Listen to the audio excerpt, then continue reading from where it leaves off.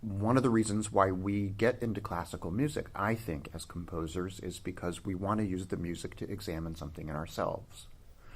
And so to me, that's the fundamental tension of it, is that it's hard for me to reconcile examining myself and examining somebody else's wishes at the same time. And so I was able to get close to that in youth because the music had to be written before the script was finished.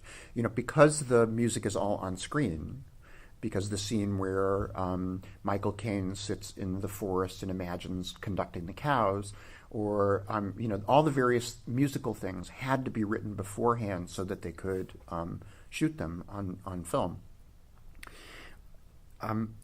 That was a real liberating thing for me, because then I was able to identify with this music a little more as my music. Usually what happens in film, I just finished music for a film called Wildlife, that's directed by and written by the actor Paul Dano. This is his first directing job. And it's a very beautiful film with Jake Gyllenhaal and Carey Mulligan. And it's very intimate and very personal and very emotional. But they're not my emotions. They're the director's emotions. And so I would do things in this piece that I found incredibly powerful and revealing. And they didn't move Paul the same way. He found them to be very emotional, but, sort of not the emotion that he wanted. And his emotion was very difficult for him to explain even to himself. And so the frustrating thing in that moment is you actually cannot understand why what you are doing does not work. But your job is to make it work. And so the only way to value whether or not you have done a good job is whether or not the conductor is satisfied. And there's no way to understand that rationally. And there's no way to fix something, or at least to be guaranteed that you are fixing it in a way that will solve that problem.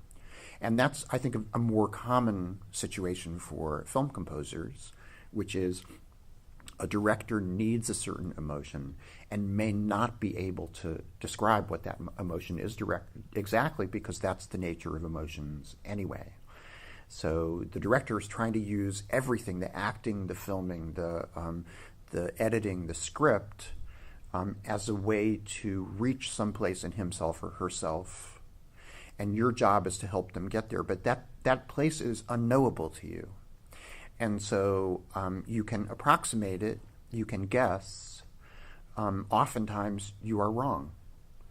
And so that is, to me, the most frustrating thing about being a film composer, and it's the thing that I have the most respect for among the film composers who can really do it.